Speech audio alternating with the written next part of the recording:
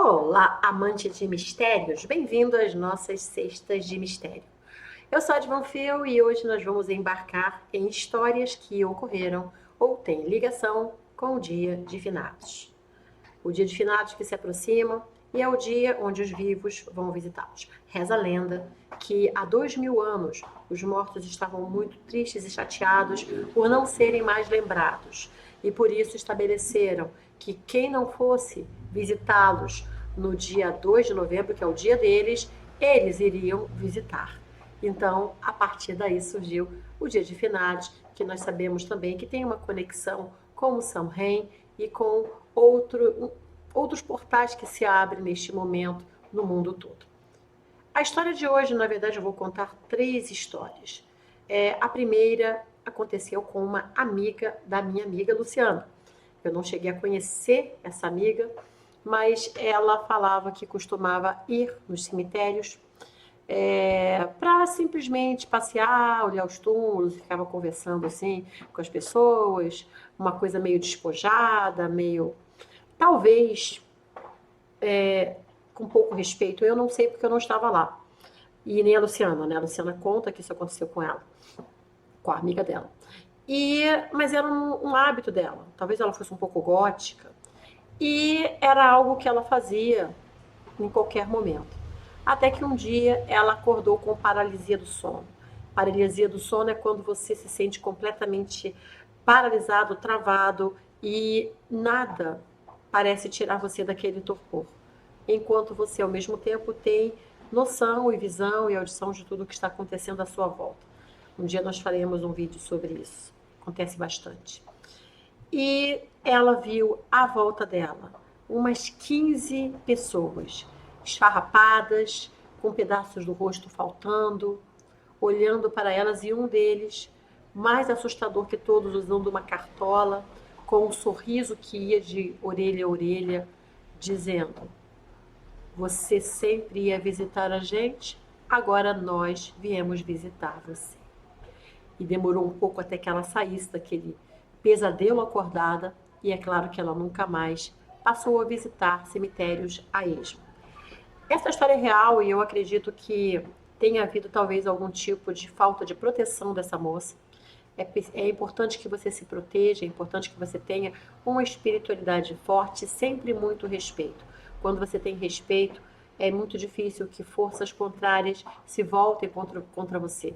Tá? Elas não são necessariamente más, mas elas exigem respeito.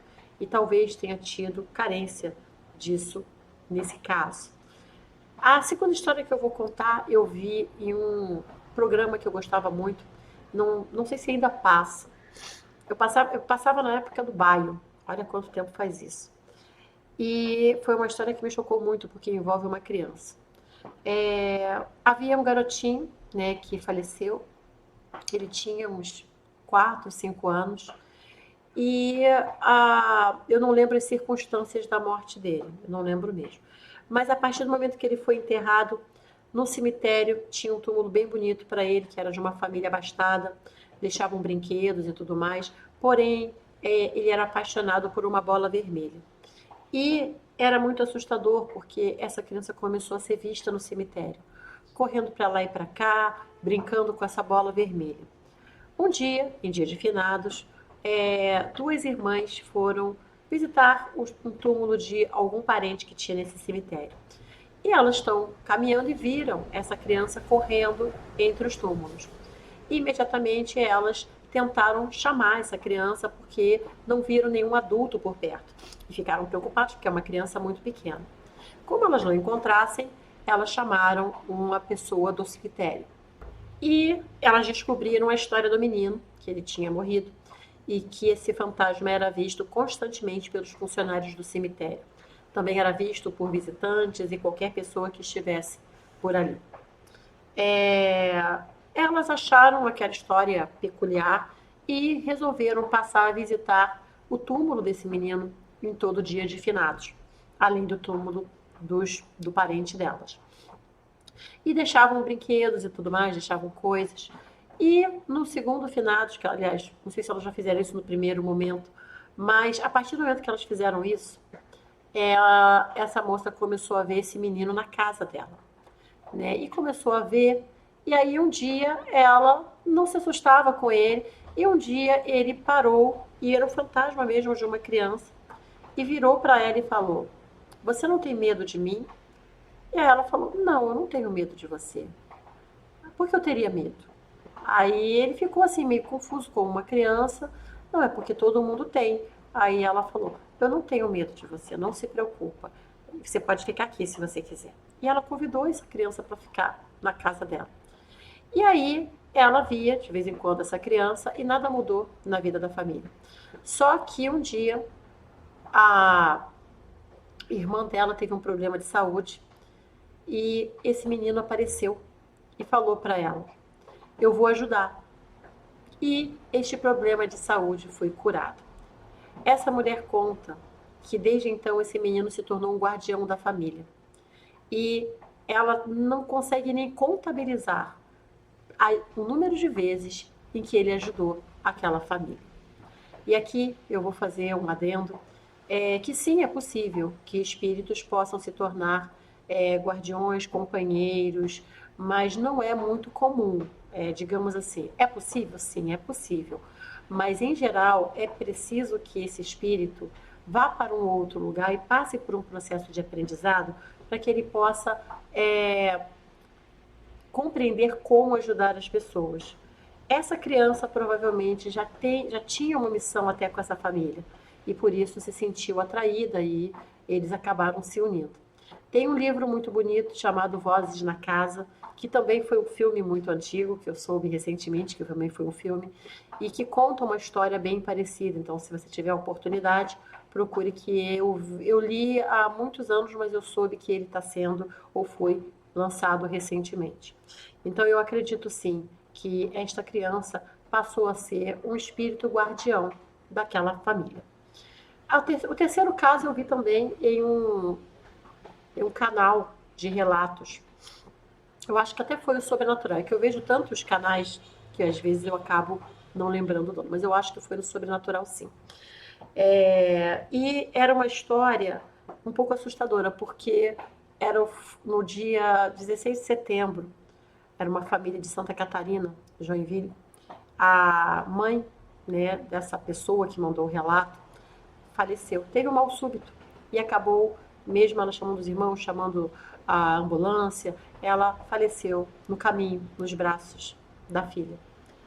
E foi muito chocante, e como alguém que já perdeu uma pessoa muito querida de maneira súbita, que não dá tempo nem de internar, isso é uma coisa muito cruel até, embora seja menos sofrimento para a pessoa, é também muito chocante, né?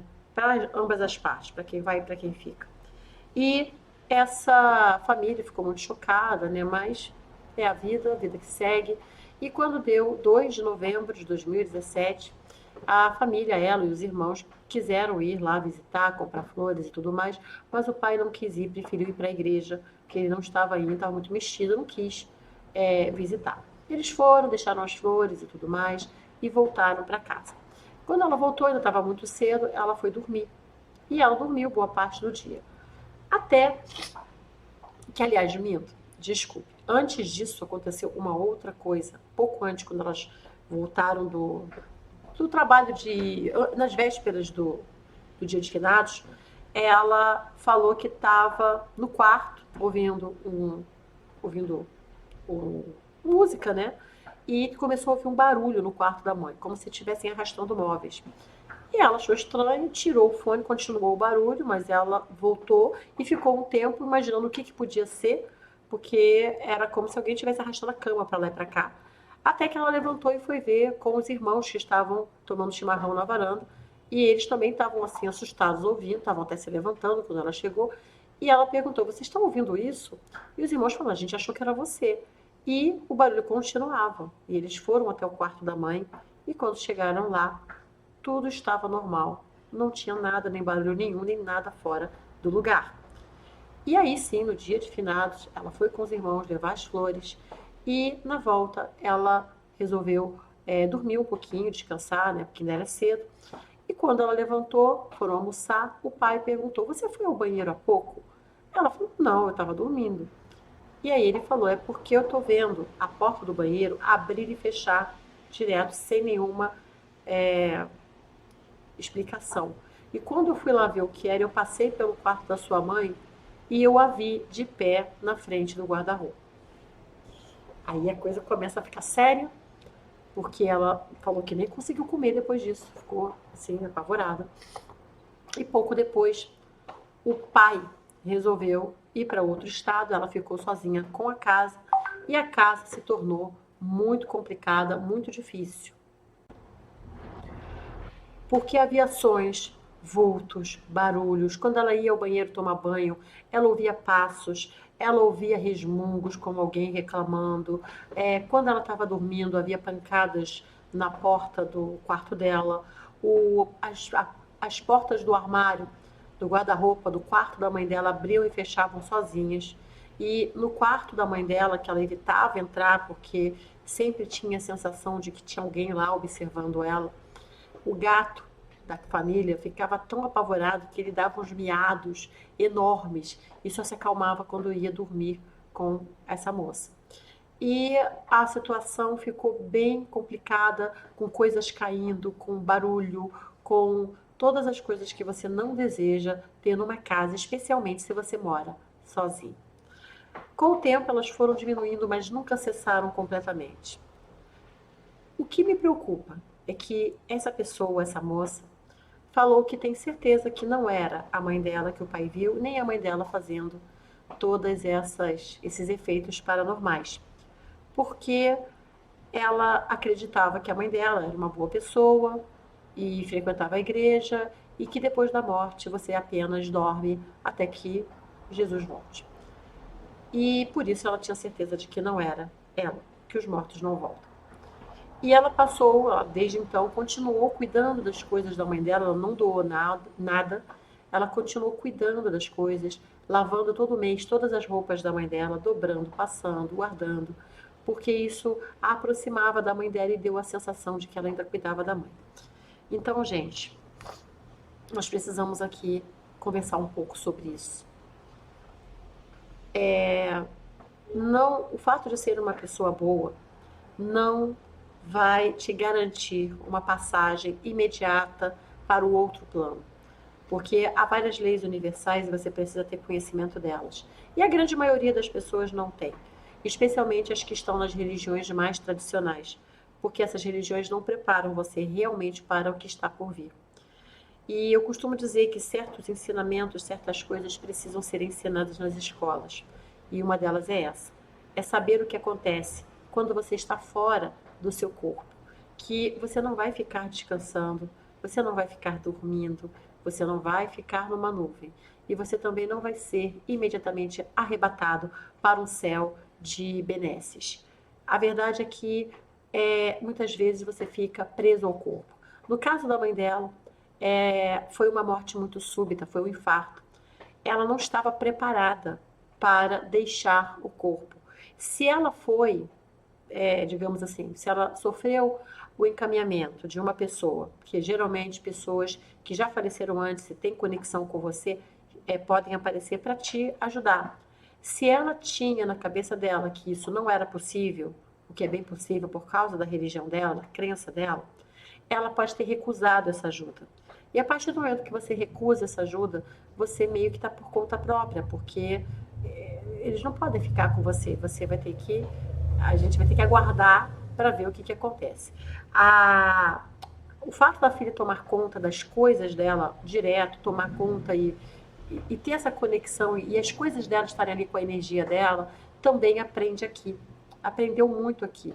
Então, mesmo que ela tentasse se desligar, tentasse ir para a luz, ela não conseguia, porque uma força puxava ela de volta. E talvez por isso houvessem resmungos, houvessem batidas nas portas. Esse espírito estava intranquilo, porque talvez não entendesse o que estivesse acontecendo e talvez não conseguisse ir para onde deveria ir, justamente porque faltava conhecimento e também faltava se livrar daquela energia. Não quer dizer que se a filha dela desse tudo dela, esses fenômenos de repente iriam parar. porque há muitos espíritos que, por não saberem, digamos, o que está acontecendo, acabam se apegando aos objetos, até pela própria afinidade de energia. E por isso, muitos objetos acabam vindo junto com o fantasma, especialmente roupas e joias, às vezes móveis. Né? Já aconteceu até com a minha família, numa história que eu contarei num outro momento. Então, essas foram as histórias de hoje. Espero que vocês tenham gostado. E sobre visitar os mortos no 2 de novembro, não vejo nenhum problema. A minha mãe sempre me levava, era o nosso programa de 2 de novembro. Porque para minha mãe, a gente não conheceu ninguém que morreu, né? Não conhecia ninguém que morresse, digamos, ali naquela área. Minha mãe, claro, teve muitas mortes na família, mas ainda na Bahia. E ela me levava, pequena ainda, criança, para a gente visitar, né, os túmulos, levar às vezes uma flor, embora a gente não levasse nada não, acho que eu não lembro de levar nada não, era mais visitar mesmo, fazer uma oração aleatória, porque a gente não conhecia ninguém naquele cemitério. E muitas vezes a gente ficava vendo, e é um hábito que eu tenho até hoje, de ver a foto e ver a data em que a pessoa nasceu e a pessoa morreu, para ver se ela teve uma longa vida, se ela morreu cedo, se ela morreu criança, e ficar imaginando como foi a vida daquela pessoa a partir da foto. Qual teria sido a profissão dela? Será que ela teve família? Será que ela morreu feliz? Será que ela deixou algo inacabado? Então, são histórias, porque na verdade eu imagino que aquela foto, aquele número, às vezes tem um nome da família, trazem muita história, né? E são essas histórias que a gente acaba se inspirando para escrever outras histórias. Então, eu nunca vi muito problema com isso. Porém, o cemitério é um lugar cheio de espíritos, óbvio, e seria muito bom que você sempre chegasse em casa e tomasse um banho, né? Especialmente um banho de limpeza, um banho de magia.